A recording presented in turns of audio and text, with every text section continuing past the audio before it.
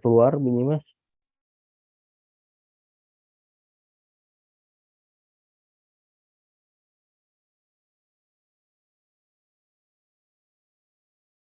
Jelas, Subhan, Iya, suaranya? sudah, sekarang sudah terdengar. Ya, di Panitia Pekan Pustaka Palembang kelima, Subhan, kemudian Bapak-bapak yang tidak bisa saya sebutkan satu persatu ya, juga bukan beberapa nih, sebagian besar mahasiswa yang saya undang untuk datang, biar mata kuliahnya itu nyambung. Jadi mata kuliah filologi ya. Terima kasih atas kehadirannya pada webinar pada malam hari ini. Berbicara soal naskah, nanti saya share screen dulu ya.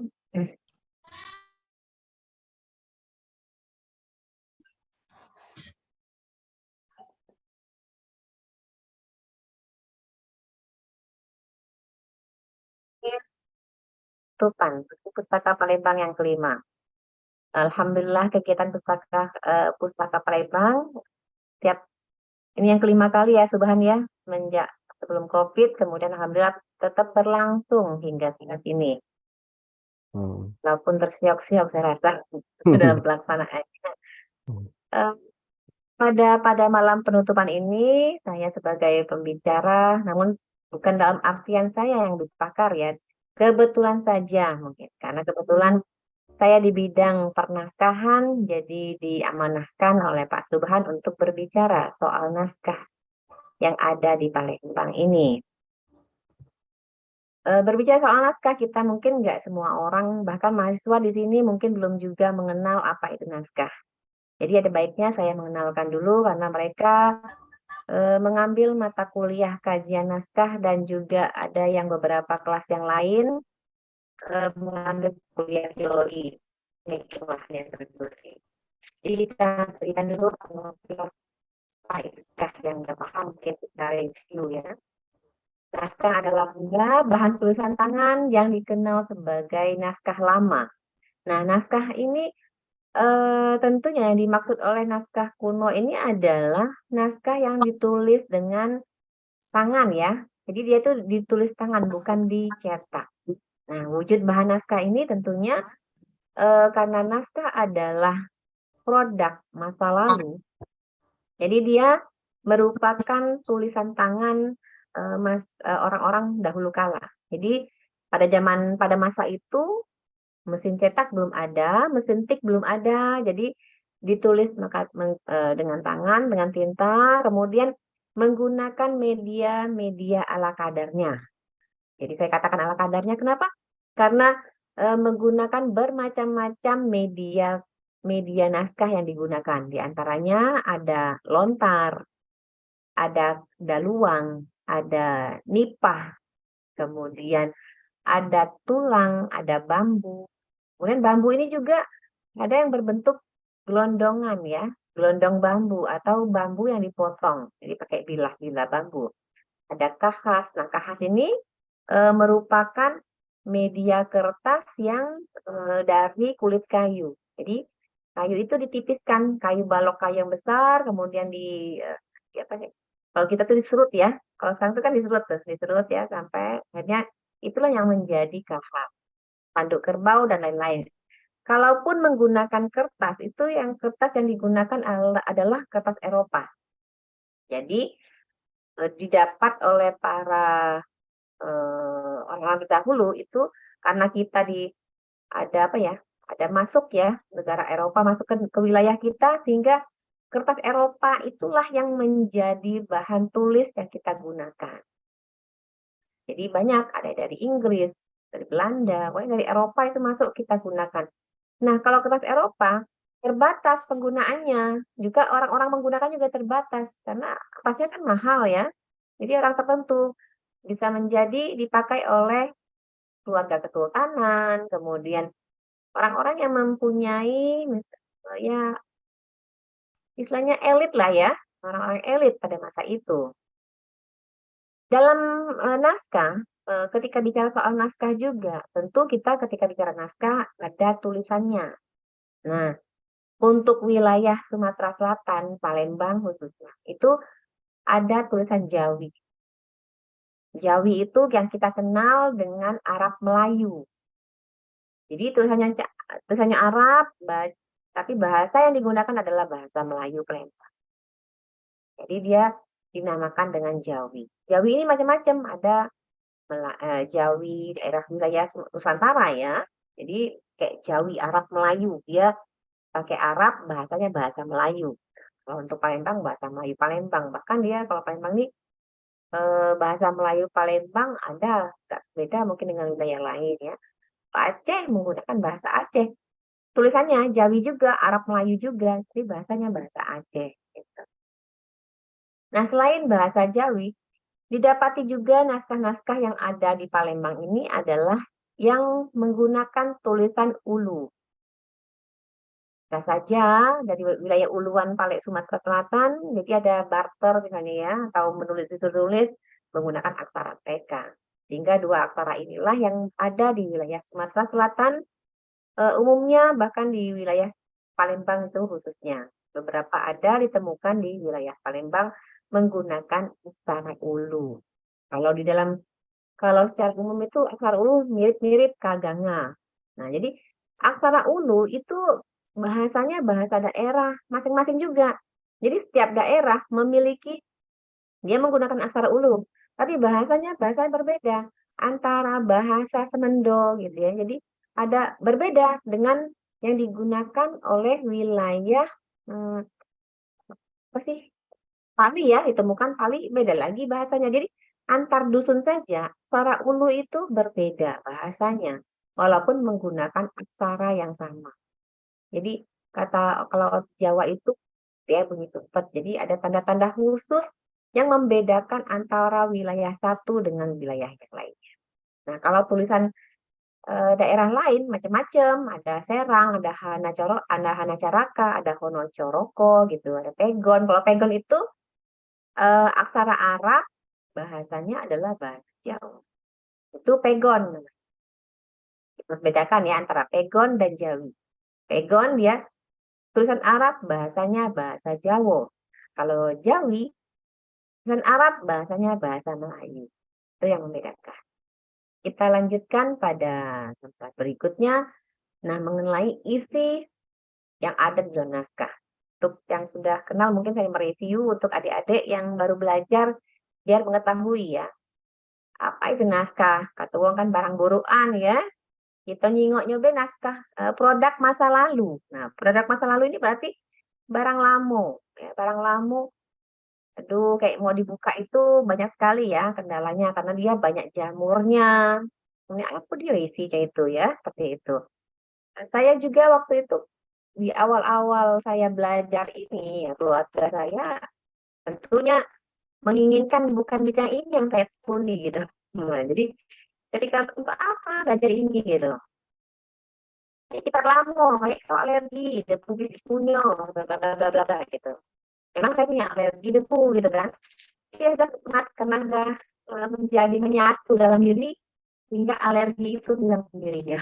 Nah, jadi bahasa ini merupakan sumber pengetahuan lokal. Jadi sekalian ya.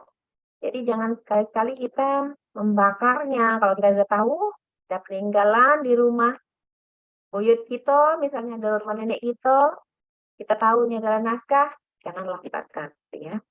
Atau infokan saja dengan Pak Subhan atau Bu Nyimas langsung. Jadi kita identifikasi naskah-naskah ini.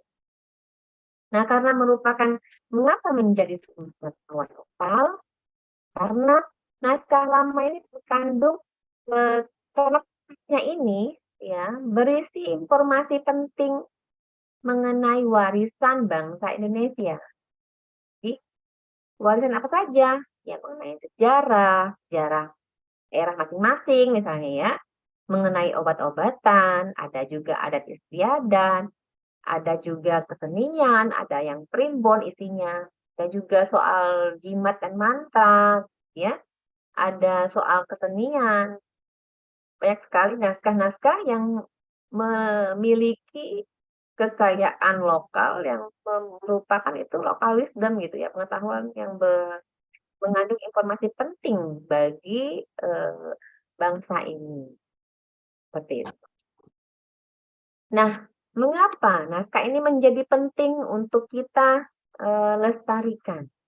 Saya udah minta pada adik-adik semuanya, teman-teman sekalian yang ada di webinar ini, karena naskah ini adalah kan dia merupakan warisan pengetahuan yang sangat berharga ya. Jadi kalau dari segi usia, Bu, takarannya berapa tahun Bu yang disebut Lamu? Kalau dalam istilah dalam undang-undang perpustakaan 50 tahun itu sudah termasuk naskah. Tapi dia tulisan tangan.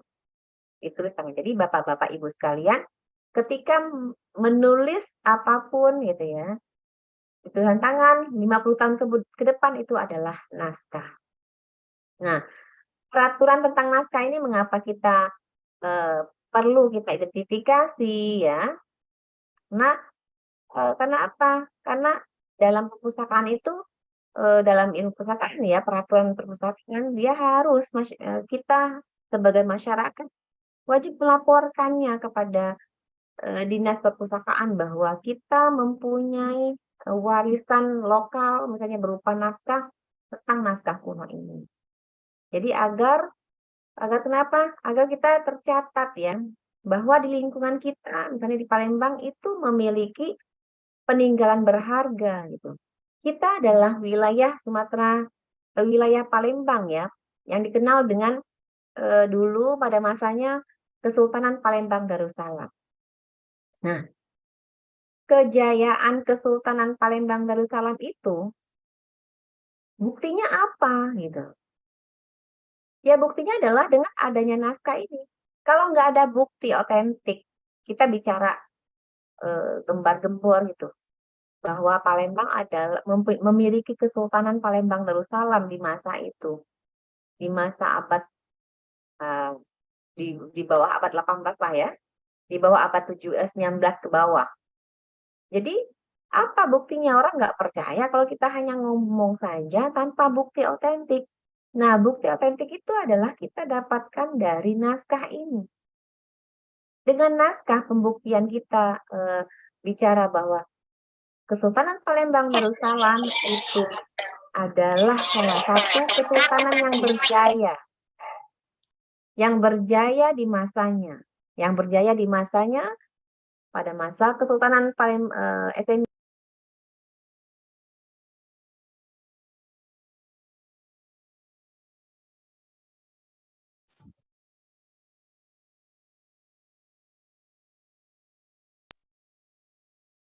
Halo?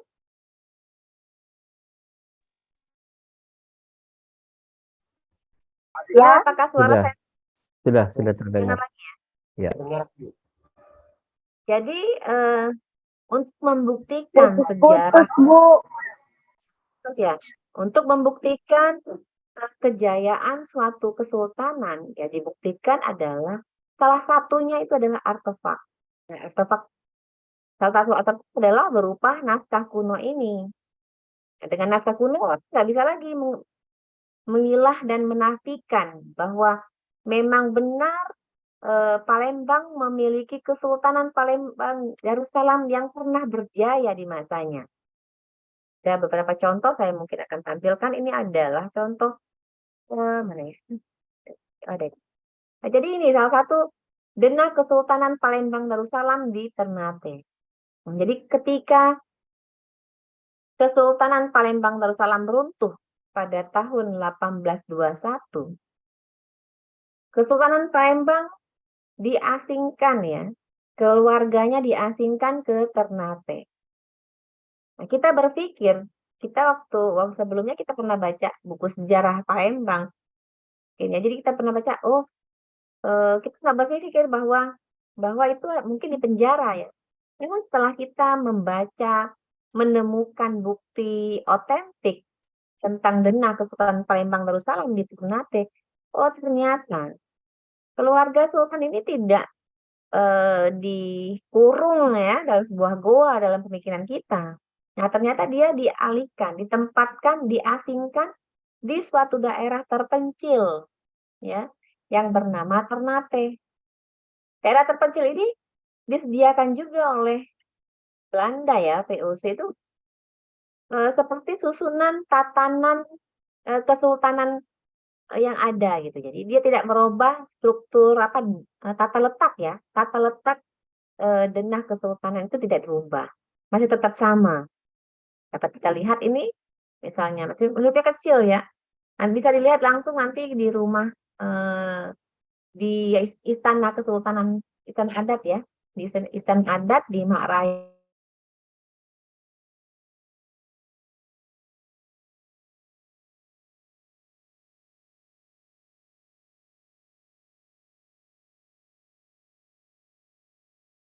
Sepertinya ada gangguan sinyal di tempat Bunyi Mas. Suaranya hilang Bunyi Mas. Atau ini beku ya? Beku. Ya, sekarang sudah saya nyambung lagi. Share kembali ya, share. Ya. Jadi denah kesultanan merupakan bukti ya, salah satu bukti bahwa keberadaan Kesultanan Palembang itu ada di wilayah Palembang gitu ya, teman-teman sekalian. Kita bicara lagi ada beberapa naskah yang lainnya, tentunya ini adalah naskah obat-obatan.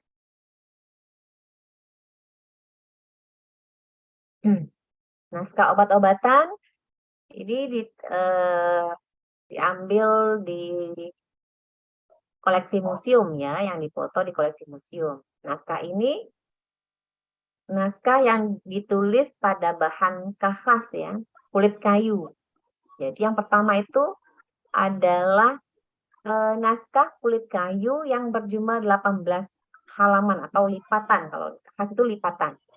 Setiap halaman terdapat tulisan dan simbol tertentu. Jadi ini merupakan obat-obatan yang pada masa lalu ya. Dia berupa japa mantra dan ramalan-ramalan. Teknik gimana ya? Kalau ini kan kulit kayu ya. Kulit kayu itu berarti memiliki teknik penulisan tersendiri. Dia digores atau dipoles ya. Jadi menggunakan mata pisau ya. Mata penanya itu seperti mata pisau. Jadi kalau di bambu juga sama, yang pisau nanti tinggal dibubukkan bubuk tinta ya. Jadi yang digunakan itu biasanya pakai kemiri atau pakai minyak kelapa gitu ya. Itu dioleskan pada bambu sehingga akan berwarna hitam tulisan. Kalau yang seperti ini kadang-kadang juga menggunakan tinta yang berupa bahan-bahan tradisional buah-buahan ya, bermacam-macam buah menjadi tinta. Jadi ini adalah 3 koleksi khas yang saya ambil menjadi sampel pada malam hari ini untuk jenis obat-obatan yang digunakan pada masa lalu itu.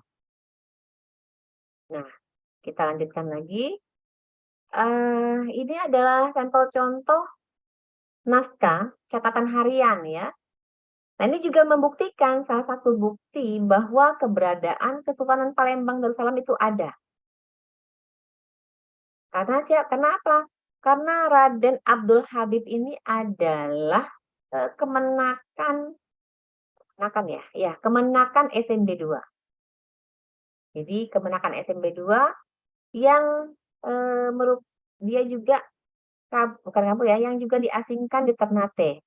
Bahkan dia dalam catatan harian ini beliau menceritakan bahwa beliau ingin kembali ke Palembang pada tahun 1823, kemudian diusir kembali, ketahuan Belanda, lari lagi gitu ya. Jadi kabur lagi kemana, sampailah ke pedalaman, kemudian balik lagi nggak bisa masuk, akhirnya beliau singgah di Singapura.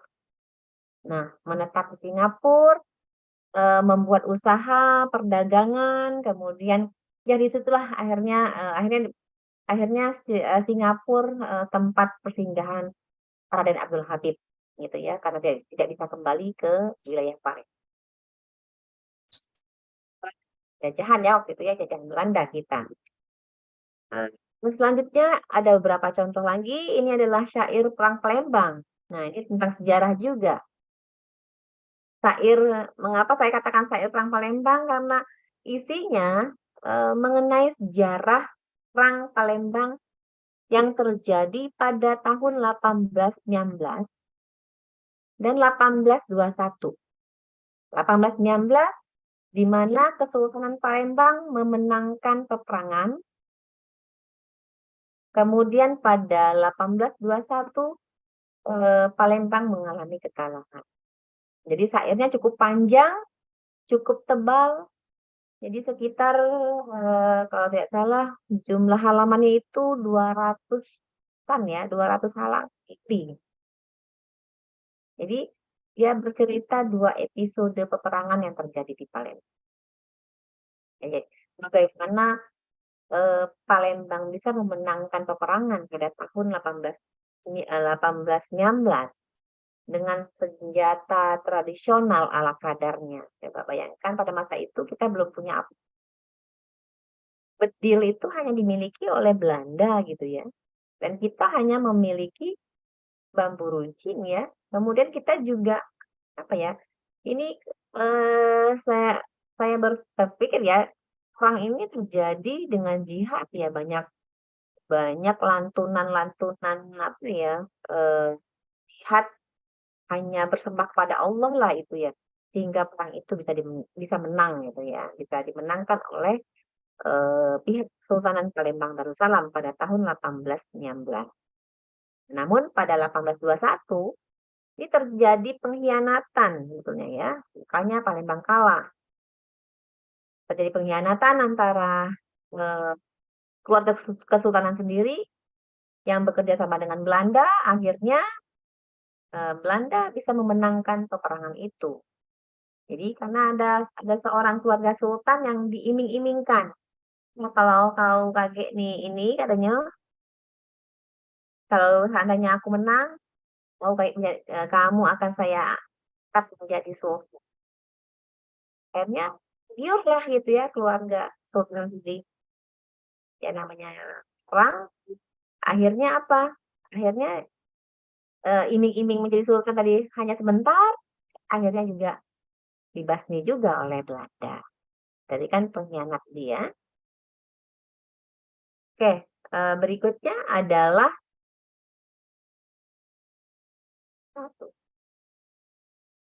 pada masa lalu ya, naskah ini kan dia terbatas ya. Terbatas dalam arti karena dia ditulis tangan, jadi naskah ini hanya ditulis oleh suruhan kesultanan misalnya ya, kaum yang dekat dengan kerabat kesultanan.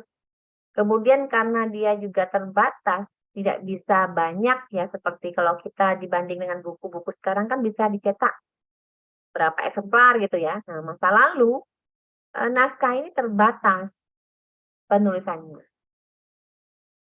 Nah, masa lalu itu saya akan bercerita bahwa pada masa lalu saya lihat beberapa naskah ini, ada naskah itu jumlahnya sampai puluhan, 10 misalnya. Naskah Perang Menteng itu naskah syair Perang Palembang ya. Saya namakan Perang Palembang karena kalau kita katakan syair Perang Menteng, Menteng itu adalah nama orang Belanda, Muntinghe. Jadi nanti yang populer orang Belandanya gitu ya. Padahal isinya adalah syair Perang Palembang dan ini merupakan karya SMB 2 gitu. Bagaimana perjalanan jadi seperti itu. Jadi pada masa itu ketika mengekspresikan suatu keadaan gitu ya, suatu kejadian ditulis menggunakan syair, wah sejarah keren banget gitu ya. Kita menuliskan dalam bentuk syair itu adalah suatu karya yang saya rasa karya yang sangat artistik ya gitu ya. Coba kita masa perang gitu loh. Kemudian bisa menulis dalam bentuk syair. Nah, itu sangat luar biasa saya bilang. Karena coba kita mencoba, nggak semua orang memiliki kemampuan seperti itu. Memiliki apa sih? Tulisan ya, memiliki kemampuan menulis dengan sangat baik. Sultan SNB itu memiliki kecerdasan saya rasa ya, karena juga beliau merupakan hafiz ya, hafiz Quran. Ya wajar saja ketika beliau menulis, banyak sekali karya-karya beliau itu merupakan karya-karya berupa syair. Tidak sedikit ya, banyak ya, syair burung nuri juga karya beliau itu syair bentuknya. Kemudian syair apa lagi, ada lagi cendawan apa gitu ya. Jadi Hikayat Narkalaya. ya itu kan itu juga salah satu karya beliau. Nah ini kebanyakan beliau menciptakan karya itu berbentuknya syair. Jadi betapa beliau ini adalah sosok kaum elit ya, tertinggi di Palembang yang memiliki kemampuan menulisnya dalam segi artistik yang keseniannya itu ya, karya seninya itu sangat bagus sekali. Coba dalam bentuk Jawi, bahasa Arab Melayu tadi ya, suara Arab Melayu Jawi itu yang susunan kalimatnya ini, susunan katanya itu sama antara ujung-ujungnya. Coba ya. Alkisah pertama mula Pangeran Muhammad apa?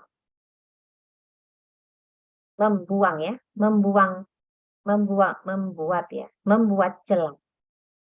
Raja Akil demikian pula. Nah, lalala itu ya, beserta dengan kafir segala. Berarti beliau bercerita ada pengkhianatan di situ. Jadi beserta kafir segala. Jadi orang Belanda itu dianggap oleh beliau adalah seorang kafir. Jadi susunan kalimatnya lala gitu, sama semua. Ya, susunan itu adalah bentuk majas ya dalam bahasa Indonesia ya. Majas itu apa? Tulisannya A atau ABAB gitu. Nah, itulah apa nih? Itulah konon mula pertama Holanda dan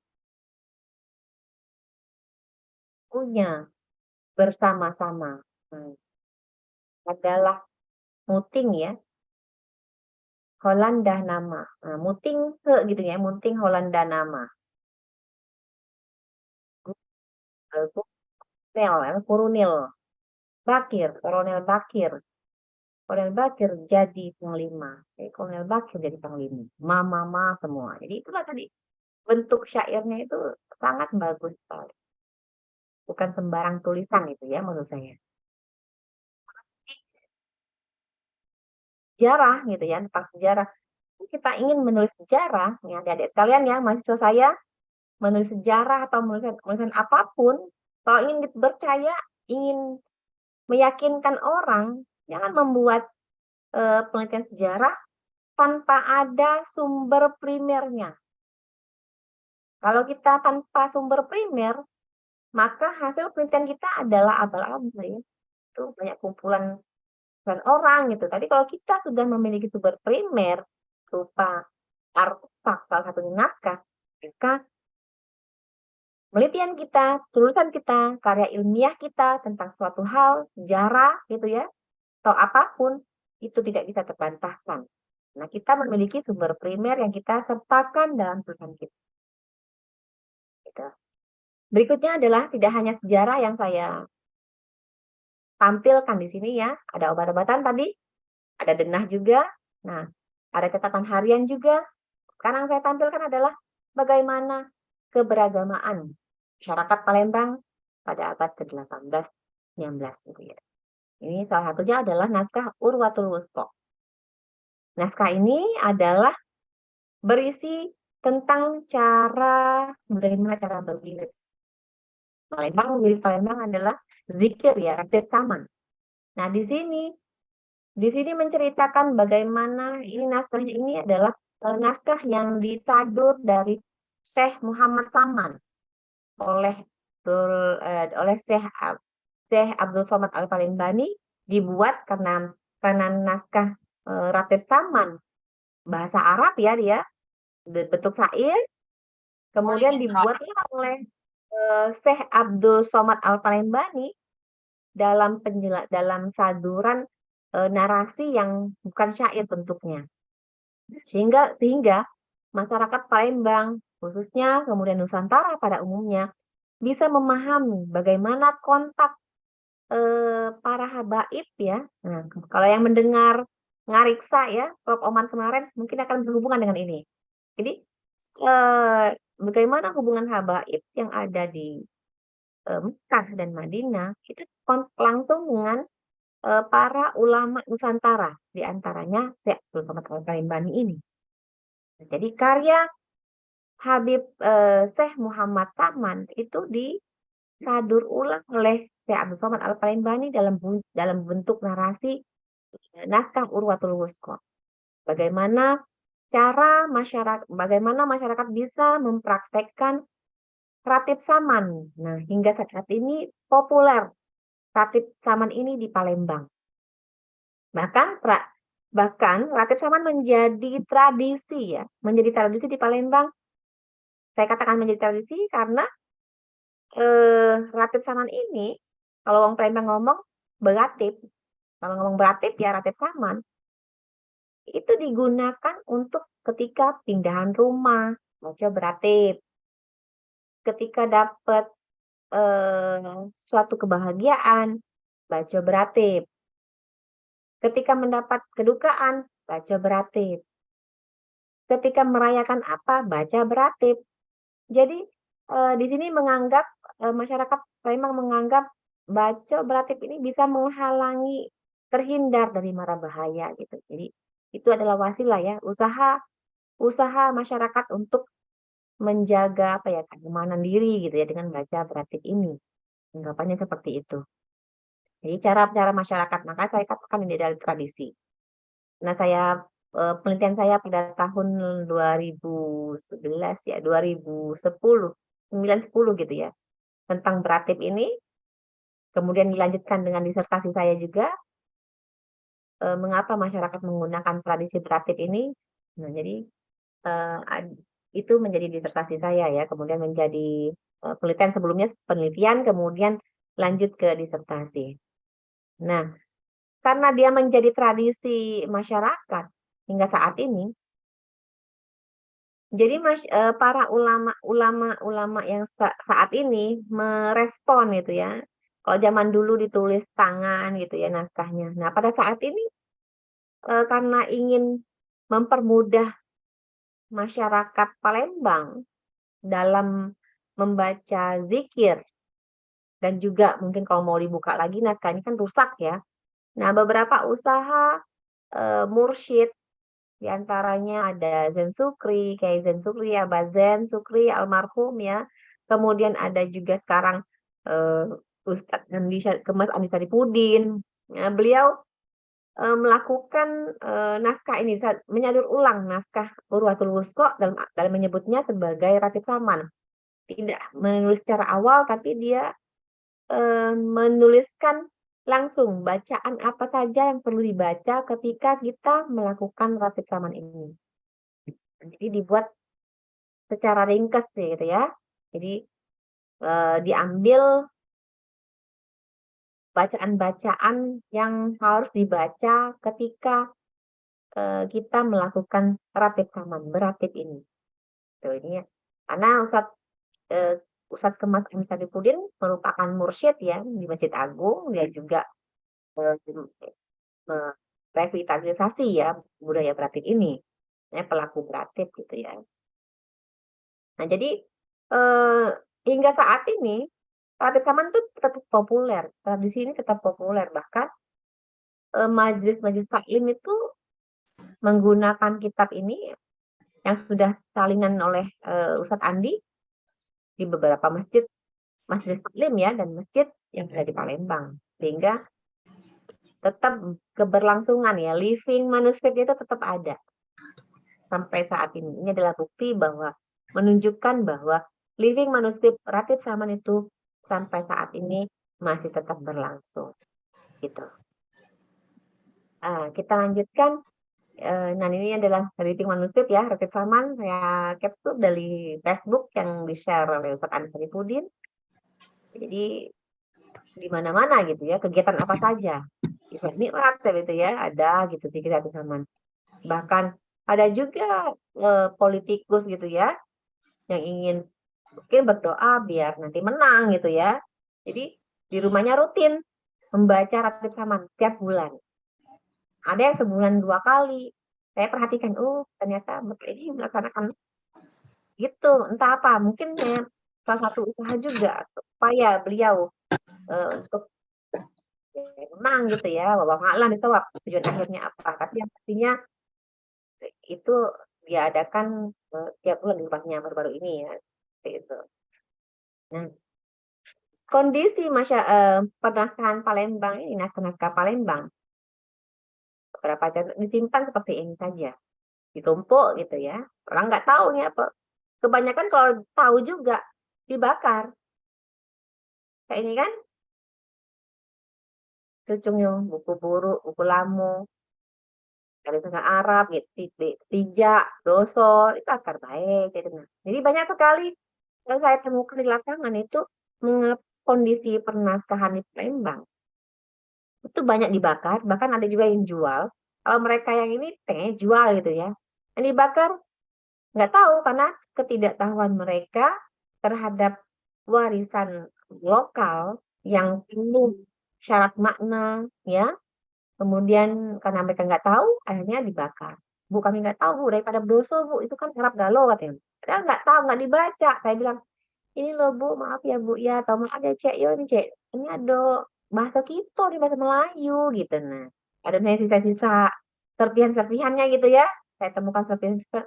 Nah, ada ngerti juga Cek bacanya. Lah dibakar sebagian gitu kan. Nah, ada dinamika seperti itulah yang terjadi di masyarakat. Ada juga jual gitu. Oh lah kami jual Bu, tempo hari itu aduh datang bawa ini. Oh, Masya Allah, saya bilang. Kalau saya punya duit saya beli gitu kan. Jadi karena ada beberapa yang menawarkan ke saya juga naskah gitu ya. Menawarkan, Bu, ini Mas katanya. Ini Bu, saya ada naskah Bu ya, katanya utuh Bu. Saya mau jual Bu, 20 juta gitu kan. Oh, saya nggak punya duit, saya bilang 20 juta. Saya bilang gini, kalau soal harga nanti itu apa diukur dulu ya ininya di apa sih ternyata diukur dulu berapa harganya gitu kan. Ditanya dulu ke kurator perpustakaan gitu ya, layaknya ini naskah ini dihargai berapa gitu ya. Jadi dari segi isi, dari segi kelengkapan, kemudian itu juga yang mempengaruhi harga daripada naskah itu. Saya bilang nggak harus nggak serta merta langsung dipukul rata harganya sekian puluh juta, saya bilang itu. Tapi akhirnya ya karena ada negara lain ya yang menginginkannya, menerimanya apa adanya, nggak tanpa melihat, ya akhirnya itulah yang menjadi apa sih,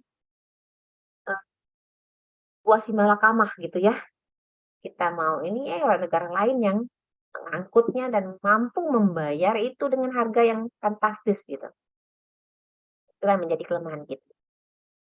Nah, namun ya adik-adik sekalian, tentunya kami sebagai Manasa, Masyarakat Pernaskahan Nusantara Komisariat Sumatera Selatan, ini bersama Tubahan ini, saya ini tidak sendiri ya, bersama Pak Tubahan dengan yang lain, itu tidak mendiamkan, sebenarnya tidak mendiamkan naskah-naskah ini terbengkalai begitu saja.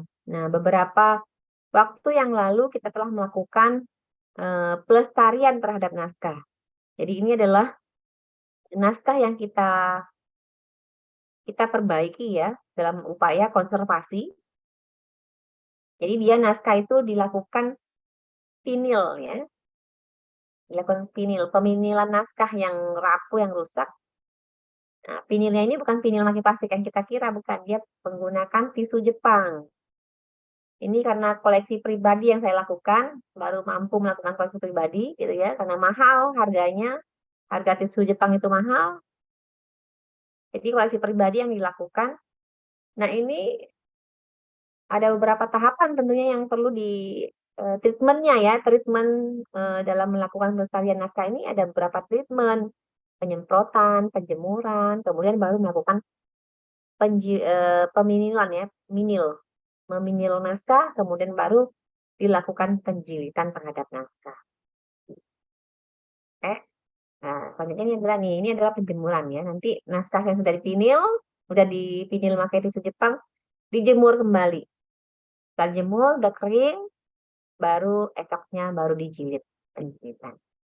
Oke, mungkin ini saja yang dapat saya sampaikan.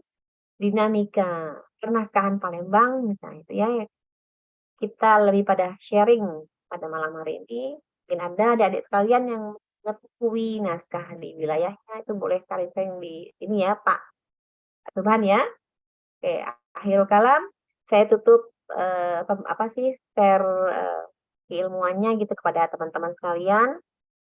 Billahi taufiq wal hidayah. Wassalamualaikum warahmatullahi wabarakatuh. Waalaikumsalam warahmatullahi Waalaikumsalam wabarakatuh. Waalaikumsalam warahmatullahi wabarakatuh. Baik, terima kasih Bu Nyimas atas sharingnya, menarik sekali.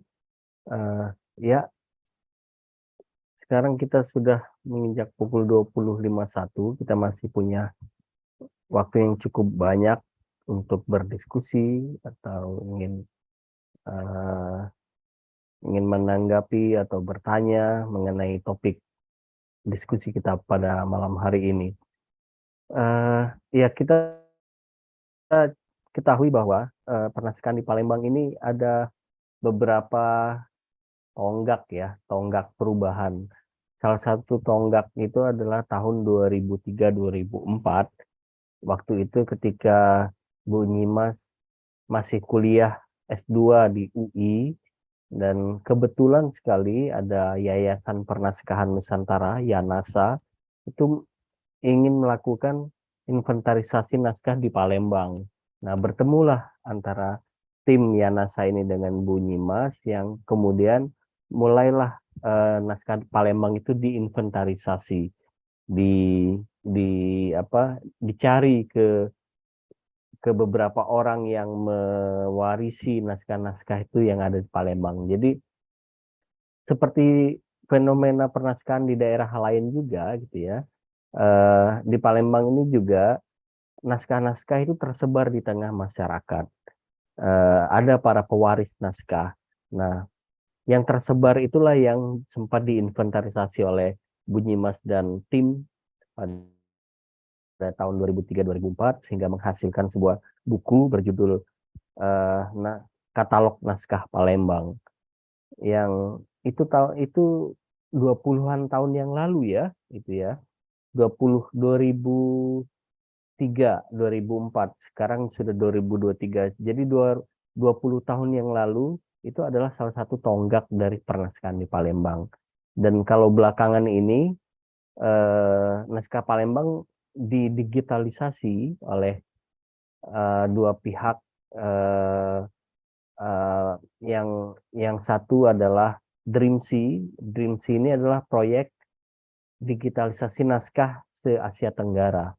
Dan kemudian ada juga satu pihak EAP, istilahnya EAP itu singkatan dari sebuah proyek digitalisasi naskah yang didukung oleh lembaga di Inggris ya. Baiklah, itu semacam flashback dari saya tentang beberapa hal terkait pernaskahan Palembang. Sekarang kita bisa mendiskusikan lebih lanjut tentang topik kita malam ini. Silakan kepada para peserta webinar malam ini untuk berkomentar atau bertanya atau menyampaikan pendapatnya terkait diskusi kita pada malam hari ini. Saya buka sesi pertama untuk tanya jawab kepada semua peserta. Saya persilakan. Malam ini cukup banyak ya peserta kita, ada berapa puluh orang. Sepertinya ini kebanyakan mahasiswa ya, bunyi Mas ya. Ya, ini mahasiswanya bunyi Mas di UIN ini. Baiklah, ada yang ingin bertanya atau menanggapi, silakan.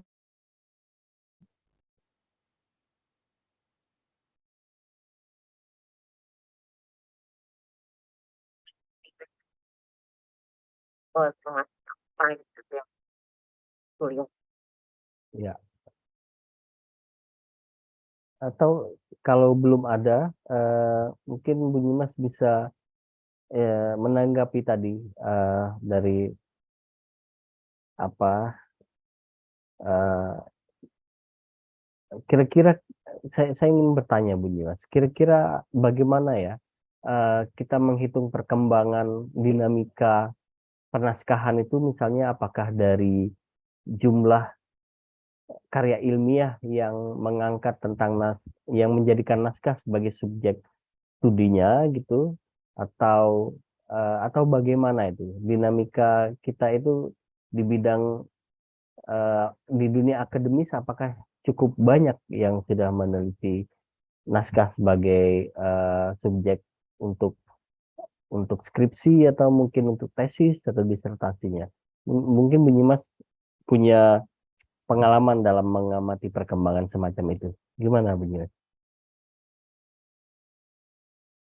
Dinamika penaskahan ya, tentu kita kalau bicara dinamika berarti pasang surut ya, pasang Mm-mm. surut penaskahan itu sendiri.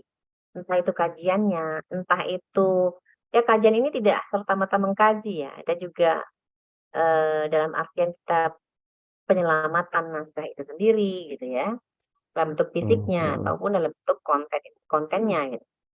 Sejauh ini ya alhamdulillah ya, cukup pesat ketika diawali tahun 2003, kemudian lempem juga, sempat Mm. 2003 kita penggiat untuk ke wilayah-wilayah, daerah-daerah gitu ya. 2003, Mm. 2004 hingga menghasilkan karya katalog, dan sayangnya itu hasil kita itu sudah juga mendigital sebetulnya waktu itu. Sudah Mm. mendigitalkan naskah juga di tahun 2003 itu sama Mm. Jepang. Ya itu tadi ya, kita itu gemesnya itu kalau Jepang ini melakukannya, dia tidak membagi share hasil olahan digitalnya itu. Nah, sehingga Mm. saya bersurat, beremail beberapa kali itu nggak ditanggapi. Walaupun memang kita juga mengerjakannya, tapi kan itu kan hasilnya ke mereka gitu ya. Namun untuk apa sih, untuk hasil akhir kita punya, tapi kita nggak bisa lagi mencetak ulang. Nah, kemarin saya bilang ke Prof. Siti, profesor ya, mentor saya di UI, saya bilang, gimana Bu, ini katalog naskah ini nggak bisa cetak ulang gitu ya. Kita pengen mendata lagi apakah naskah yang tersebar di masyarakat ini apa jumlahnya bertambah atau sudah berkurang, atau bagaimana gitu ya kondisinya. Apakah semakin parah gitu dari kerusakan. Nah, beberapa karena saya masih rutin mengunjungi para pemilik naskah, jadi beberapa naskah kondisinya kalau melihat dari dinamika kondisi, tentu dari awal perjumpaan naskah yang saya temui 2003, sekarang ini kondisi naskah itu ada yang sudah dibakar oleh keluarganya. Karena Mm. yang waktu itu saya temui adalah bapaknya, kemudian bapaknya sudah meninggal. Saya sempat waktu itu udah mau apa ya, si bapak ini mau ngasih ke saya waktu itu tempo hari. Nah, belum Mm. sempat datang ulang, bapaknya meninggal, ketika kita kunjungi, naskah itu sudah tidak ada. Mm. Sayang sekali kan, naskah ini adalah naskah tentang wayang Palembang gitu, tapi tidak ada gitu. Akhirnya akhirnya wah saya bilang, "Ini naskah udah hancur atau apa?" Dibilang, "Tidak ada lagi naskahnya, mungkin terbakar, mungkin udah sengaja dibakar," gitu ya. Nah, ada juga kondisi naskahnya ini yang awalnya kita dapati, dari sudah kita lakukan pembersihan ya, sudah kita lakukan treatment, sudah bersih naskahnya, disimpan lagi. Ketika kita mengunjunginya lagi, nah itu saya nyuruh mahasiswa, "Coba kamu teliti naskah koleksinya si A," gitu ya, yang ada di Kampung Arab.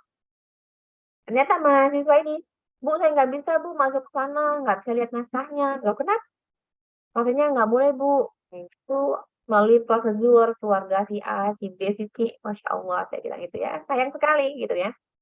Dan waktu Mm. itu, nah kecuali kalau saya datang gitu, saya datang juga lama juga prosedurnya. Mm. "Mau ketemu dulu Mm. nggak?" "Nah itu dulu Bu, ketemu dulu sama Habib ini.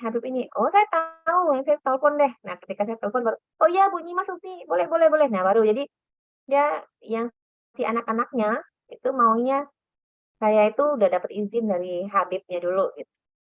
Habib yang pemilik nasib. Begitulah jadi jadi ya saya menganggap bahwa milik yang diturunkan kepada tuannya itu mereka menjadikannya suatu yang sakral gitu ya, nggak boleh dibuka lagi gitu. Nggak boleh loh, harus ini benda yang peninggalan leluhur kami gitu, nggak boleh dibaca. Padahal mereka nggak tahu apa isinya. Kata Habib, nggak apa-apa kalau Bu Umi mau lihat, Bu Umi tahu, Bu Umi itu bidangnya. Nah, baru mereka setuju gitu. Kalau enggak itu saya bilang, "Bisa kok, Nak, ini tolong coba kalian ke sini lagi." Takut apa, Bu? Mereka takut dulu. Wih, mahasiswanya udah nggak mau duluan. Ya. Nah, itu melihat melihat dari kondisinya ya. Tapi alhamdulillah sepanjang dari tahun 2020 ke atas ya, tahun 2000-an ke atas, 2010 ke atas ya, itu udah perkembangannya terhadap konservasi terhadap naskah, pelestarian terhadap naskah udah mulai banyak dan marak dilakukan oleh penggiat-penggiat naskah ya, khususnya kita sebagai manasa yang bertanggung jawab untuk itu ya, untuk melakukan pelestarian terhadap naskah. Nah, karena saya ini kadang-kadang saya bergerak sendiri ya, bantu oleh teman-teman juga. Makanya saya kadang-kadang mahasiswa yang saya jadikan anggota untuk melakukan penggiat ya, penggiat untuk naskah. Karena mereka mungkin karena nggak ada kerjaan juga, bukan seperti kita yang banyak ini peluang. Saya sebagai mentornya ini kerja ini gitu, jadi bisa dilakukan. Alhamdulillah. Jadi sejauh ini pelestarian sih alhamdulillah bisa dilakukan. Nah, kalau untuk pengkajian sendiri, kalau dari segi pengkajian, saya itu kalau di fakultas ini sebenarnya agak lost ya, karena nggak tahu ketika saya resmi menyandang gelar doktor itu, jadi saya tuh jarang membimbing, terus terang saja jadi saya tuh jarang membimbing mahasiswa gitu ya. Jadi ketika saya kuliah juga saya jarang membimbing. Siapa saja yang mengkaji naskah ini itu lost informasi gitu ya. Tapi beberapa tahun terakhir saya dapat informasi dan saya juga mendata di perpustakaan UIN ya.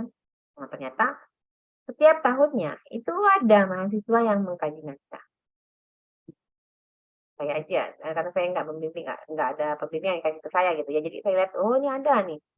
Setiap tahunnya itu ada 2 orang ya, 1 sampai 2 orang yang mengkaji soal naskah. Jadi sejak tahun 2010 ke atas ya, itu ada pengkajian soal naskah, penelitian soal naskah entah. Namun kita sendiri berusaha untuk melakukan pengkajian ya, Pak Subhan juga ya, pengkajian terhadap konteks naskah sendiri, bahkan kontennya juga kita mencoba mengkajinya gitu ya. Jadi kita berusaha untuk bagaimana yang karya-karya masa lalu ini dapat dipahami dan dapat dibaca oleh masyarakat luas. Tidak semua masyarakat itu bisa membaca naskah kan, karena yang ditulis itu naskah kuno, aksara juga aksara kuno. Jadi orang itu kadang-kadang, "Bu, nggak bisa Bu bacanya Bu." Nah jadi gini, saya minta ke mahasiswa, gitu gini, ini naskah Ibu ahli aksarakan, silakan teliti lebih detail isinya. Jadi memudahkan, dengan ahli aksara itu memudahkan mahasiswa untuk melakukan pengkajian lebih dalam. Entah itu mahasiswa S1 atau S2. Saya waktu itu mahasiswa S2 ya, untuk melakukan pengkajian lebih dalam. Dia karena dia nggak bacanya, silakan S3 juga. Silakan lakukan pengkajian terhadap terkait. Ya alhamdulillah, karena kan kita nggak bisa, karena kalau mau melihat melakukan pengkajian secara murni, kajian filologi, itu kan tahapnya, stepnya nggak panjang ya. Walaupun dia deskriptif ya gitu ya, mengkaji, membaca gitu ya, naskah itu diurai satu-satu gitu ya. Isinya apa? Kadang-kadang kita apa ya menemukan isinya itu susah nyambungnya, karena dia bahasa kuno Bu gitu kan. Ya kita membaca naskah itu harus diulang biar dapat chemistry-nya gitu. Nah, kalau baca naskahnya sambil lalu, kita nggak akan dapat ini apa sih, intinya apa gitu ya. Biasa aja. Kalau kita baca syair, biasa aja, nggak ada apa-apa. Tapi kalau kita baca dengan bagaimana kita menempatkan posisi kita di masa itu, wah ini kayaknya perang nih hebat. Iya ya, orang baca Allahu Akbar dengan takbir, maka gini bla bla bla bla bla. Perang itu dengan bergelar sajadah kok bisa menang gitu ya. Sungguh hebat pada masa itu para pejuang-pejuang dari Palembang ini. Jadi kita merasakan bahwa kita berada di situasi di mana perang terjadi. Nah, itu jadi yang saya rasakan ketika membaca naskah itu, kita posisikan bahwa kita berada di masa itu. Jadi saya tuh mengambil, saya tuh pengennya ada loh di situ. Jadi kita baca sekali lewat itu belum dapat. Namun ketika sudah 3 kali, 4 kali baca naskah itu insya Allah dapat chemistry-nya dan bagaimana naskah itu terjadi dalam konteks seperti apa gitu. Itu Pak Subhan. Baik, Mas, terima kasih atas tanggapannya. Baiklah, masih kita buka sesi tanya jawab ini. Kita masih punya cukup banyak waktu ya. Sekarang baru pukul 21.06, sedangkan acara kita masih akan berakhir pada 21.30. Baiklah, mungkin ada yang ingin bertanya atau menanggapi? Ya. Cek. Apakah boleh masih bertanya? Dengan siapa? Ya, silakan. Gerut. Oh iya, baik, dari Saudara Gerut Lazuardi ya. Ya, silakan. Ya. Assalamualaikum warahmatullahi wabarakatuh. Waalaikumsalam warahmatullahi wabarakatuh. Ya, salam kenal untuk Ibu Nyimas selaku narasumber di diskusi pada malam hari ini. Dulu waktu masih aktif kuliah di Bahasa dan Pendidikan Bahasa dan Sastra Indonesia Unsri, Bu, saya memang yang lebih saya konsenkan itu adalah penelitian soal kajian filologi dan naskah-naskah, khususnya untuk di wilayah Besema. Sekitar 2014-2015 saya mengunjungi PNRI, Perpustakaan Nasional Republik Indonesia. Di sana ketika dalam proses pencarian ada satu katalog yang menunjukkan bahwa naskah ini belum teridentifikasi dengan baik dan malah sama sekali belum teridentifikasi. Di hari itu, ini cerita yang menarik tapi juga miris menurut saya gitu. Karena pada hari itu ketika saya datang, yang mengantarkan langsung naskah dari bambu itu, huruf uluan itu, yang mengantarkannya langsung adalah kepala bagian naskah kuno. Dengan nada suara yang bergetar, beliau menceritakan bahwa naskah-naskah ini diserahkan ke Perpustakaan Nasional sekitar tahun 80-an, hingga pada tahun 2014 dan 2015 itu belum ada yang pernah melihatnya, Bu. Jadi selama rentang 30 tahunan itu naskah itu tersimpan rapi di katalog dan ruangan perpustakaan di bagian naskah kuno. Nah, makanya saya sudah minta beberapa salinan, cuman yang jadi masalah seperti yang Ibu sampaikan tadi bahwa dalam satu naskah atau huruf itu kan bisa menggunakan beragam bahasa. Yang menggunakan naskah huruf uluan itu kan bukan hanya dari Besema, bisa saja dari Rejang, dari Lampung, dan daerah sekitar di Sumbaksel. Itu. Jadi sampai saat ini malah naskah-naskah yang salinan naskah tersebut belum teridentifikasi sama sekali itu berasal dari daerah mana. Ada sekitar 5 naskah yang saya punya salinannya. Nanti kalau misalnya Ibu mau, saya kasih akses ke drive yang saya simpan di drive.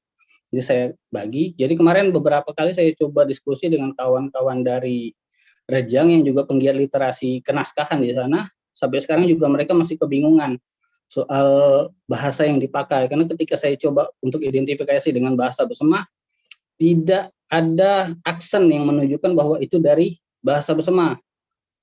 Nah, kalau itu yang jadi masalah. Padahal di katalog tersebut ada mungkin sekitar lebih dari 20-an naskah yang belum teridentifikasi dan belum tersentuh. Jadi di dalam katalog itu masih berbentuk peti 9 nomor 1 tanda tanya. Jadi naskah itu belum teridentifikasi sama sekali isinya apa dan apa isinya gitu naskahnya. Nah, apakah dari apa tadi komunitas yang masyarakat Bahasa. Manasa tadi Ya. sudah pernah mengakses atau pernah melihat atau mengunjungi perpustakaan nasional untuk coba ke sana, Bu? Itu yang pertama. Terus yang kedua, ini mungkin bukan pertanyaan, tapi memang menyambung apa yang diceritakan oleh Bu Nyimas barusan, bahwa memang dalam masa ketertarik masa aktif di masa kuliah kemarin, saya merasa bahwa kebanyakan naskah-naskah bukan hanya di Palembang, tapi di Besema sendiri, bahwa kenapa naskah-naskah itu tidak dilestarikan, karena memang ada, ini yang saya dapat, Bu, dari cerita-cerita para budayawan juga, bahwa mereka mengatakan alasan kenapa naskah itu tidak terlalu diurus, tidak terlalu diperhatikan, itu adalah karena ada cerita-cerita yang diangkat oleh orang-orang kolonial, baik itu dari Belanda maupun Jepang, bahwa ketika mereka mengkaji, isi dari naskah itu kan kebanyakan juga tentang syair, terus kemudian nasihat, strategi perang, obat-obatan gitu, dan lain sebagainya. Jadi ketika mereka ditakuti, oh kalian kalau mau buka naskah ini nggak bisa sembarangan, harus bertapa dulu di puncak Gunung Dempo selama 7 hari 7 malam, atau harus nyembelih kebo dulu, atau nyembelih kambing dulu, atau harus bertapa di makam puyang ini, puyang itu, kayak gitu. Jadi dengan stigma yang disampaikan seperti itu, maka keturunan, kebanyakan sih dari keturunan, bukan dari penerusnya langsung, Bu. Jadi mereka langsung nyerang, melewati satu generasi, disampaikan bahwa naskah ini tidak boleh sembarangan. Sehingga itu yang menjadi masalah ketika ada upaya untuk pengkajian dan mungkin penyelamatan naskah-naskah. Karena di beberapa tahun yang lalu itu juga, di masa-masa saya coba pengaksesan naskah-naskah itu, ada satu naskah yang, satu keluarga yang kami coba akses. Jadi syaratnya dia harus bertapa di Gunung Dempo. Akhirnya membagi tim, ada beberapa rekan yang pergi ke puncak Dempo, bertapa, Bu, di puncak Dempo selama kita 3 hari 3 malam. Ketika turun, sudah dengan beberapa bukti yang dibawa, kami bawa dari sana. Ketika naskah itu dibuka, itu hanya resep masak bumbu kuning tradisional, yang mana mungkin orang beranggapan bahwa isinya itu tentang kutukan, jampi-jampi, atau lain sebagainya. Nah, kekurangan informasi atau misinformasi yang disampaikan dari orang-orang generasi sebelumnya ke generasi yang selanjutnya gitu, mungkin ada gap yang lumayan, dan itu dimanfaatkan oleh orang-orang kolonial untuk mencegah dan menyebarkan bahwa naskah ini tuh nggak bisa sembarangan loh, kalian harus kayak gini dan lain sebagainya, kayak gitu. Itu dari saya, silahkan ditanggapi. Terima kasih. Assalamualaikum warahmatullahi wabarakatuh. Waalaikumsalam warahmatullahi wabarakatuh. Ya, tanggapan yang menarik, bunyi Mas ya. Setidaknya ada dua hal yang tadi dipertanyakan oleh Saudara Gerud Lazuardi. Yang pertama itu, apakah Manasa sudah pernah mencoba mengakses naskah-naskah kuno di Perpustakaan Nasional, khususnya yang beraksara Ulu ya. Itu yang kedua, tentang semacam cerita kendala dalam mengakses naskah di Palembang dan sekitarnya itu. Baik, silakan Bu Nyimas untuk menanggapi.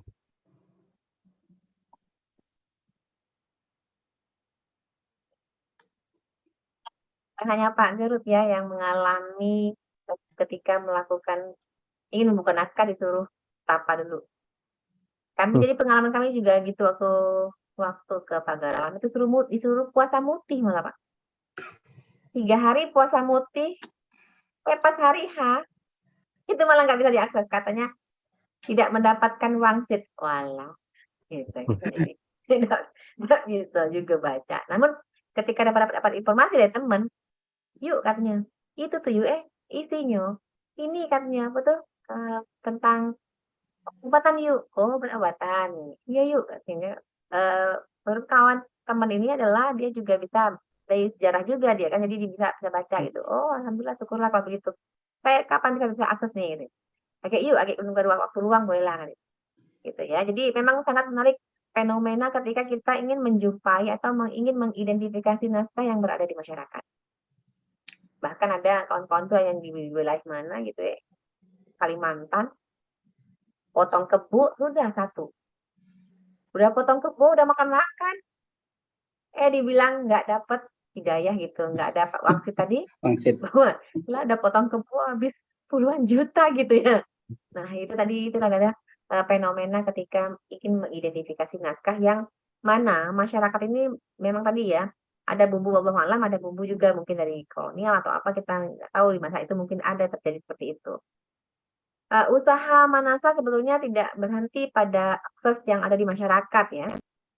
Saya secara pribadi karena saya adalah dosen filologi di UIN, jadi saya itu meminta mahasiswa untuk juga meneliti naskah koleksi yang ada di museum dan perpustakaan nasional.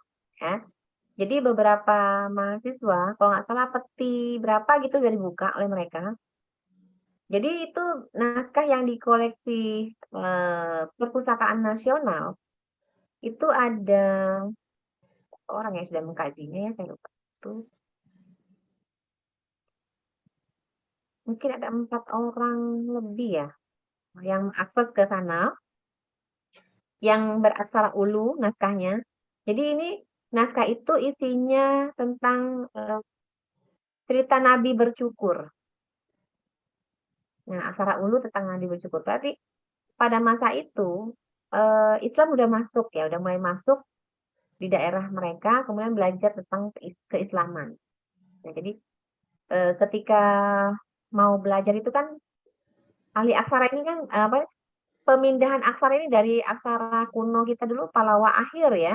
Pallawa akhir kemudian muncul aksara ulu ya, kemudian setelahnya ada Jawi gitu ya. Jadi nah mungkin pada masa itu lagi belajar agama, jadi menceritakan tentang bagaimana Nabi bercukur gitu. Nah, ceritanya panjang sekali karena saya nggak membimbing, saya melihat data aja, tentang itu, tentang cerita Nabi gitu ya. Cerita Nabi lah, beberapa cerita Nabi. Kita orang yang meneliti, yang sudah meneliti naskah koleksi perpustakaan nasional. Mungkin lebih, nanti saya cek lagi Pak.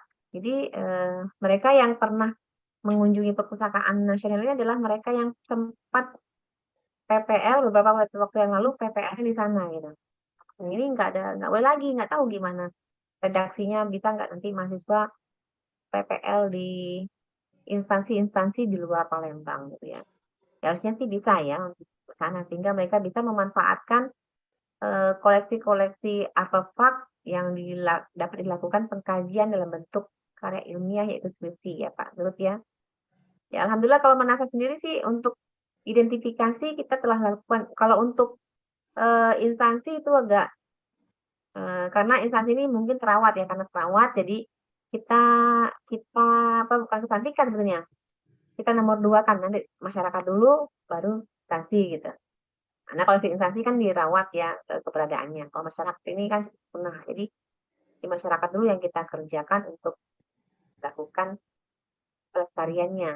Nah, kalau koleksi nanti saya usahakan beberapa koleksi yang ada di perpustakaan nasional kita ambil alih ya Pak Subhan ya. Maksudnya bukan ambil alih naskahnya, tapi kita ambil alih koleksi digitalnya. Jadi nanti saya nanti menyerahkan koleksi digital yang ada di kita di masyarakat ke perpustakaan nasional. Nah, mereka juga akan barter gitu. Yang ada di koleksi perpustakaan nasional kita juga ambil gitu sebagai tempat pengkajian masyarakat atau pengkajian mahasiswa yang ingin meneliti naskah boleh nanti ke Manasa Sumsel gitu. Itu rencana saya begitu Pak Subhan untuk ke depan. Jadi nggak usah lagi mahasiswa ke perpus kan mahal mungkin aksesnya ya.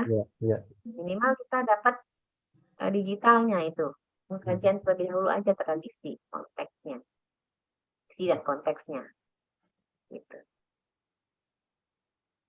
Baik. Ya mungkin Pak Subhan di room chat itu ada mahasiswa yang ingin tanya kayaknya. Mahasiswa atau siapa? Ya. Ya. Baik, saya cek dulu.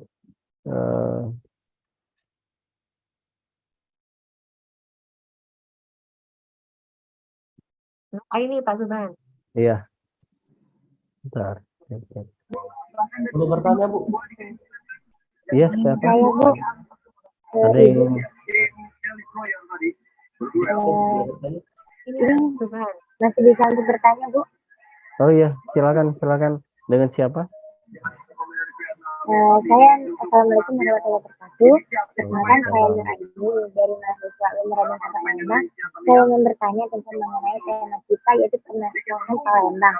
Nah, kan di era zaman sekarang itu bagaimana sih budaya pernikahan Palembang itu tetap terjaga meskipun di era seperti kita saat ini.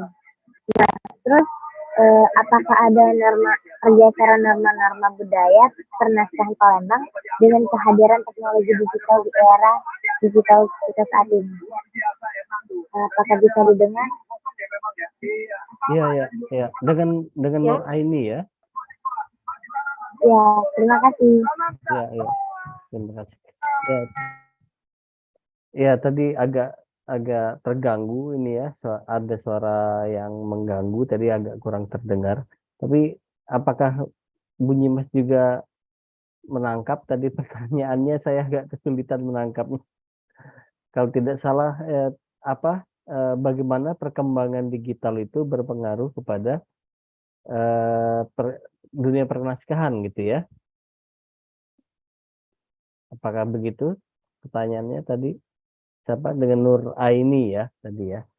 Ya begitu Bu, sepenangkapan saya sepertinya Nur Aini tadi bertanya tentang bagaimana perkembangan di era digital ini pengaruhnya terhadap dunia pernikahan.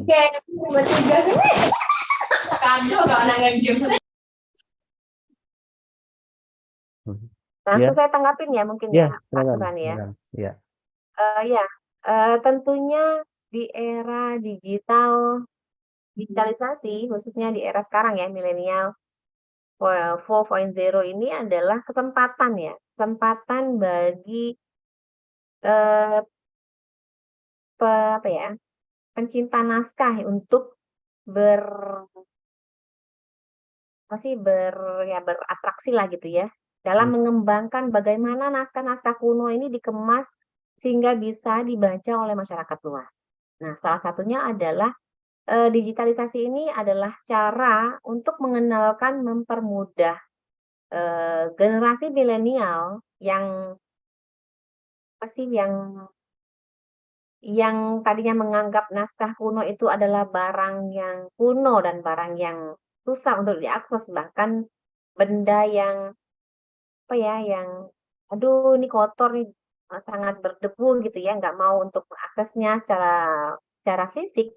Nah, mungkin dengan adanya digitalisasi naskah, bukan mungkin, tapi iya, dengan adanya digitalisasi naskah mempermudah akses para mahasiswa, akademisi untuk melakukan penelitian terhadap naskah ini. Nah, pada tahun 2000 giat digitalisasi ini berkembang itu 2018-an ya, 2015 ke atas lah. 2016 mungkin ya, 2016, 15 ke atas itu perkembangan digitalisasi naskah mulai berkembang pesat. Untuk Palembang sendiri alhamdulillah ini sudah beberapa kali periode sebetulnya ya dilakukan oleh DRIMSI. DRIMSI ini adalah suatu lembaga yang bekerja sama dengan Akardia Foundation, British juga yang sebagai foundernya. Itu memberikan kesempatan para penggiat naskah untuk mendigitalisasikan naskah yang berada di Asia, wilayah Asia ya, South Asia gitu ya. Jadi wilayah Asia khususnya sampai ke wilayah Thailand bahkan itu melakukan digitalisasi di sana. Nah, Palembang juga mendapatkan porsi untuk program proyeknya di DRIMSI ini.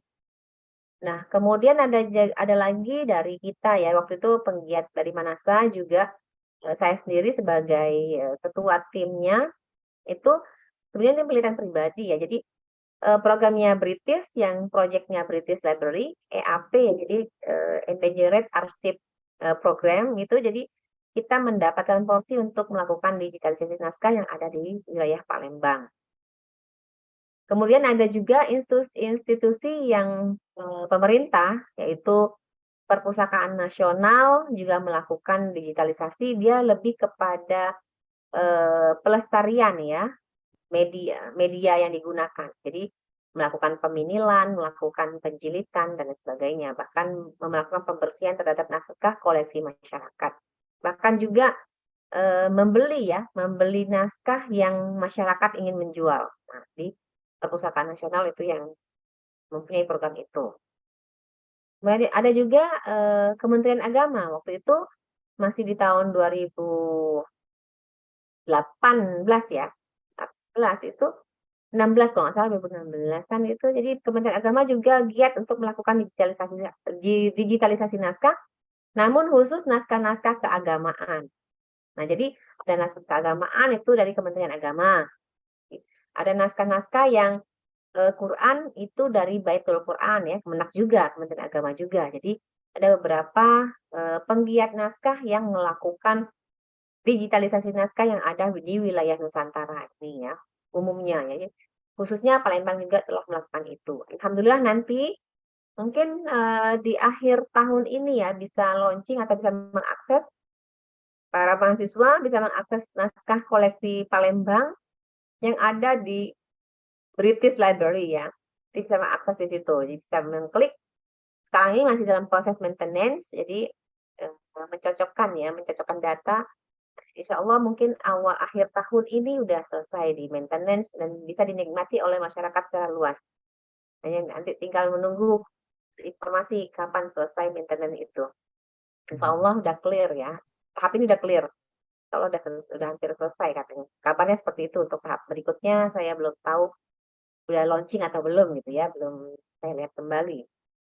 Nah, jadi para mahasiswa juga para peneliti, akademisi lainnya itu bisa mengakses digital naskah digital, koleksi digital yang ada di dalam negeri maupun luar negeri. Itu banyak sekali aksesnya. Dreamsea.co ya, dreamsea.co itu bisa dibuka akses. Kemudian di Perpustakaan Nasional itu ada Kastara ya, Kastara Perpustakaan Nasional.co.id. Pilih naskah kuno, search gitu ya, kemudian nanti pilih lagi koleksi mana, koleksi Palembang atau apa gitu.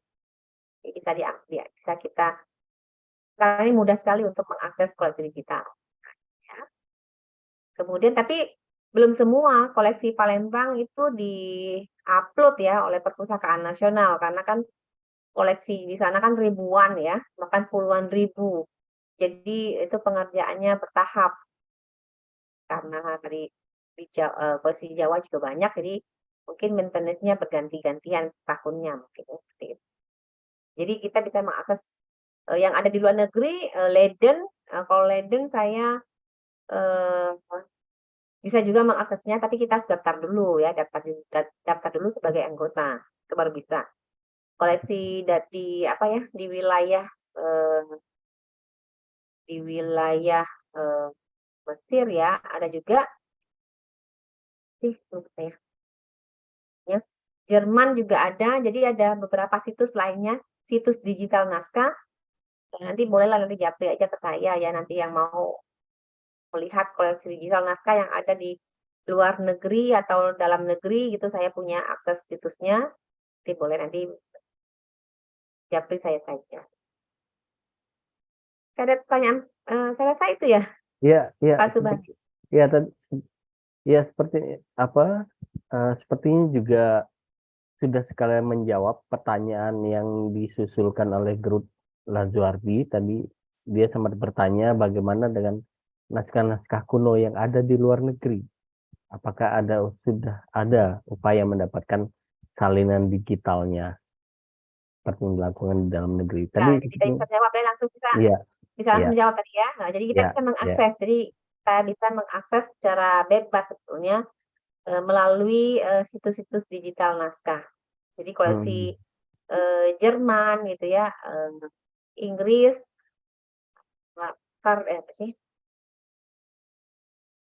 Leiden University, kemudian wilayah Perancis juga ada. Nanti saya ada linknya, sekitar 21 link Hmm. koleksi digital naskah yang tersebar ya. Jadi bisa dilihat kita mau ambil yang mana. Ya. Ya. Tapi Baiklah. tentunya mau Ya. dibuka dulu satu. Itu aja Hmm. Pak Subhan. Iya, baik, baik.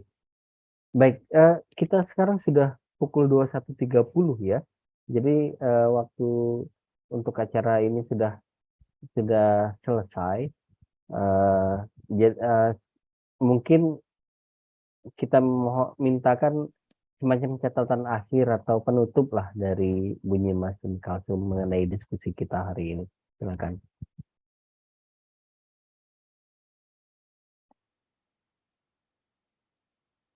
Silakan Bunyi Mas.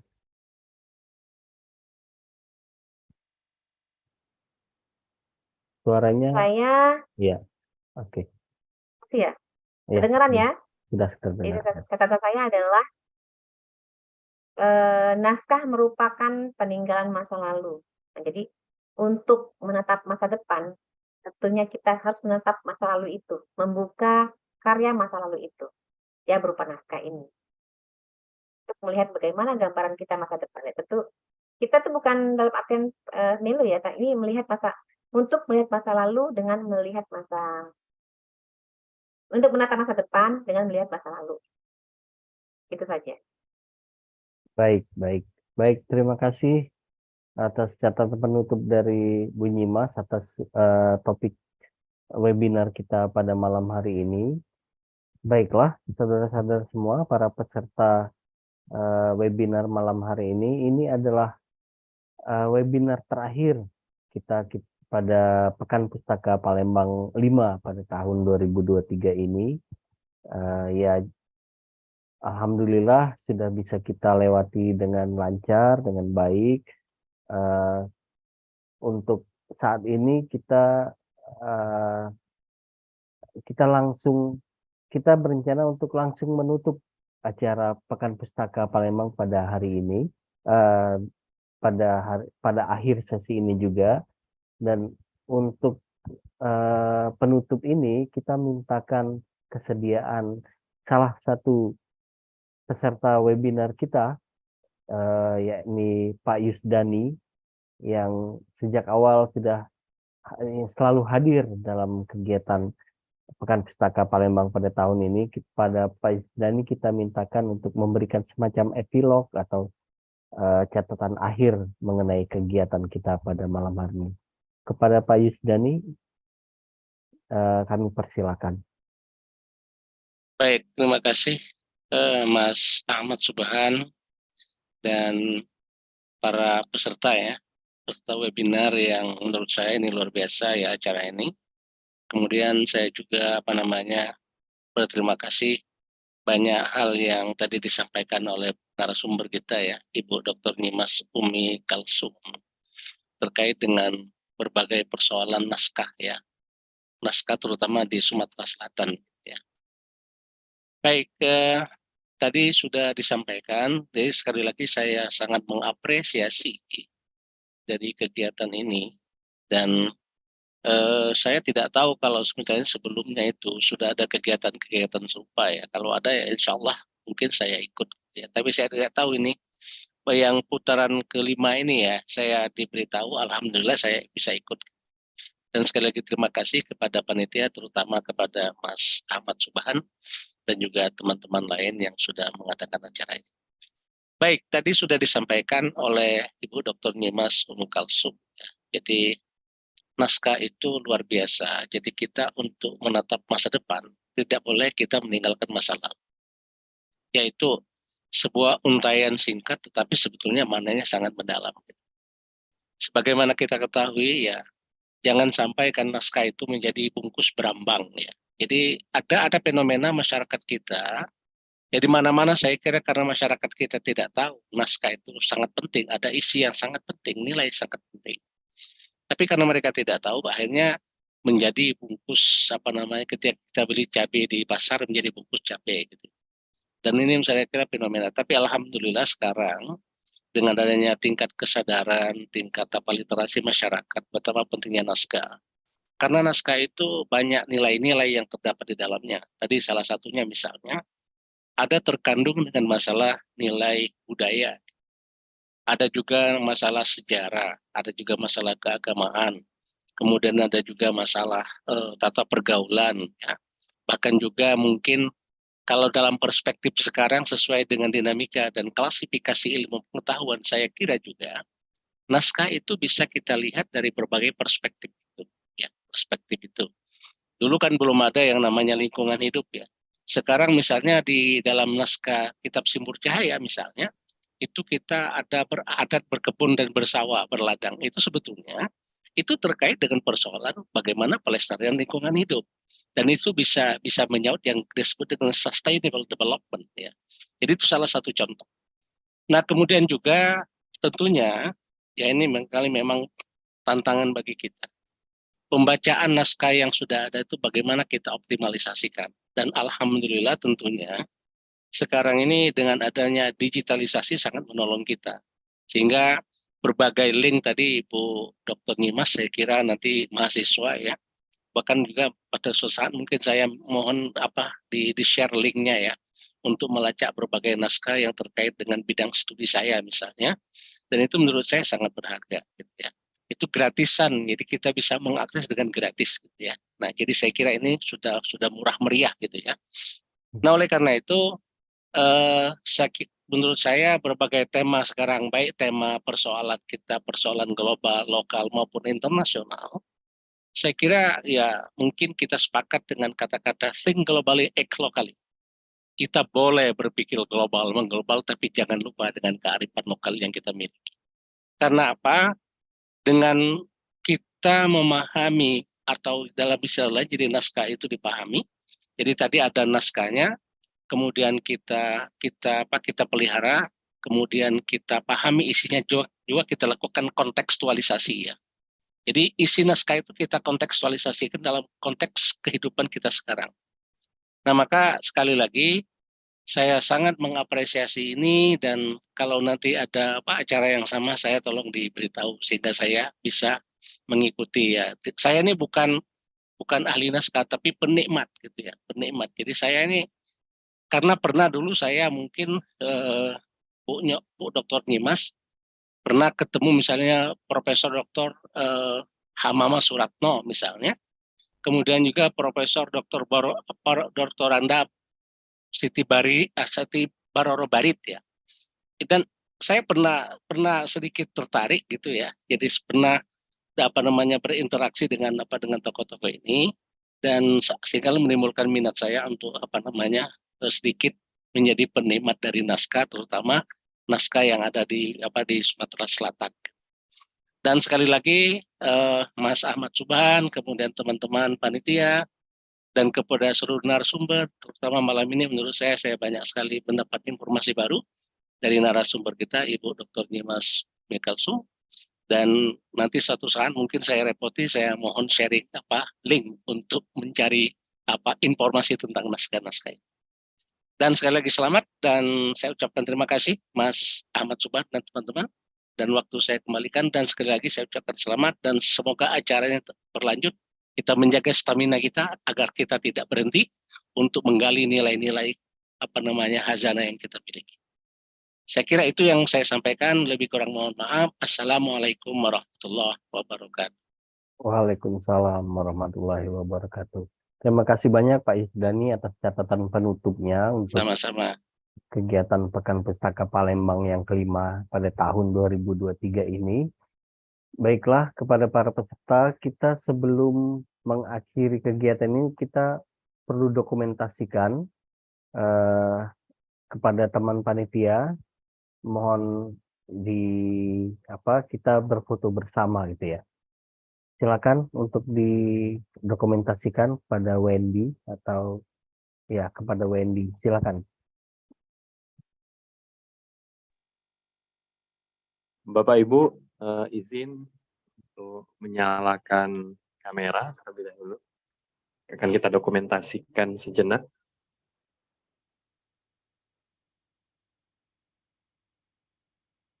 Ya, 3, 2, 1. Sekali lagi. 1, 2, 3. Terima kasih. Saya Ya. kembalikan ke Kak Subhan. Baik, terima kasih Wendy. Baiklah, pada semua peserta webinar pada malam hari ini yang sekaligus juga sebagai penutupan Pekan Pustaka Palembang pada tahun ini, kami ucapkan banyak-banyak terima kasih atas kehadirannya untuk tetap bertahan hingga akhir kegiatan Pekan Pustaka. Mudah-mudahan kita akan mengadakan lagi Pekan Pustaka Palembang ke-6 pada tahun depan. Mudah-mudahan bisa kita laksanakan dengan lebih baik. Baiklah, akhir kata saya ucapkan Assalamualaikum warahmatullahi wabarakatuh. Selamat malam semuanya. Makasih Nyimas.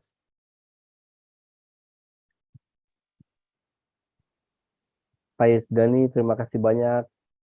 Sama-sama. Dan nih, silakan nanti itu aja Pak Japri, Ya. Pak. Insya Allah nanti Bu, nanti pasti saya japri, mohon nanti saya sedikit merepoti, mohon sharing link itu ya. Siap. Oke, terima kasih Ya. Mas Subhan, terima kasih Bu Dr. Nyimas.